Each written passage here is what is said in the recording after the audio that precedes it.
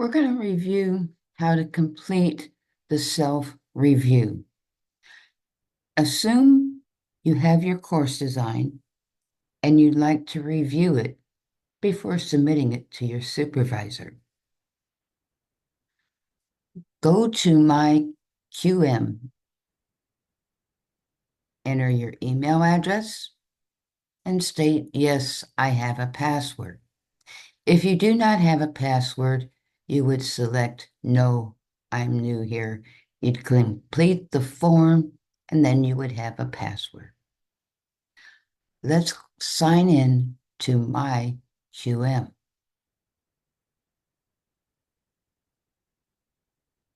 It may take a minute to load. We are now in My QM. Please make sure you've selected the Higher Education tab. Next, select the CRMS icon. You can see that we are now in the Course Review Management System, and we are preparing to start a self-review. If you look at the link, Start a Self-Review, click on that link. Select a rubric. We are using the 7th edition. Enter a review title, which is typically your course code, name, and date.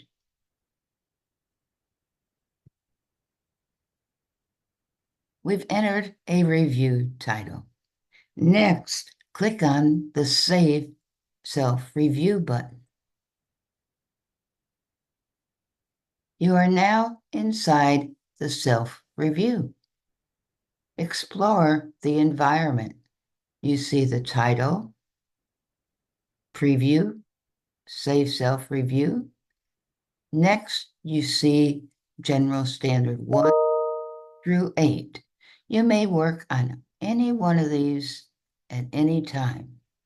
Just click on the tab you want to go to, and if you scroll down, you will see different specific review standards.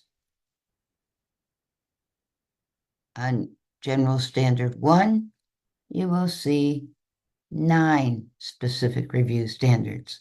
So the number of specific review standards you will observe varies depending upon which general standard you're on. Once you're where you want to be, let's start with specific review standard 1.1. You can see this is worth 3 points. You see 2 bubbles, met and non-met. You would select the one you want after you review this specific review standard. You have annotation. Always read those first.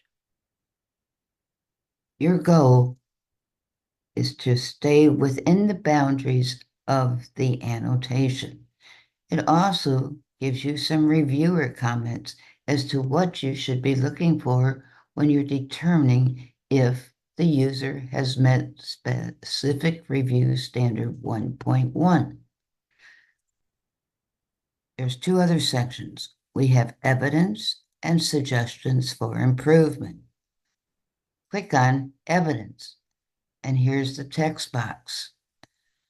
Determine if the person has met specific review standard 1.1. Provide a statement of evidence. If you believe the person has met specific review standard 1.1, click on met. If they have not met it, click on the bubble that says not met. Now remember, for every not met, you must go down to suggestions for improvement, click on that, and enter suggestions for improvement. You're not required to enter a suggestion for improvement if specific review standard has been met. You're not required, but Quality Matters recommends that you include the suggestions for improvement. Imagine you've completed all those. Scroll back up to the top.